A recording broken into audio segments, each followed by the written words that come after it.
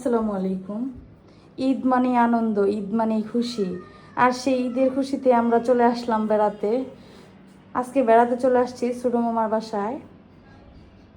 ছোটো মামার বাসায় মামির হাতের আজকের এই আয়োজন। আজকে মামি এখানে অনেক কিছু রান্না করছে।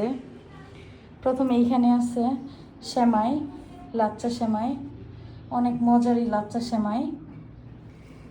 এখানে আছে পোলাও, এখানে আছে সাদা ভাত, এখানে আছে ডিম ভুনা, এখানে আছে সালাদ, তারপর এখানে চিংড়ি ভুনা, এটা হচ্ছে মুগ ডাল, মাছের মাথা দিয়ে মুগ ডাল ভুনা, এখানে আছে গরুর মাংস, আর এখানে আছে মামির স্পেশাল চিকেন রোস্ট।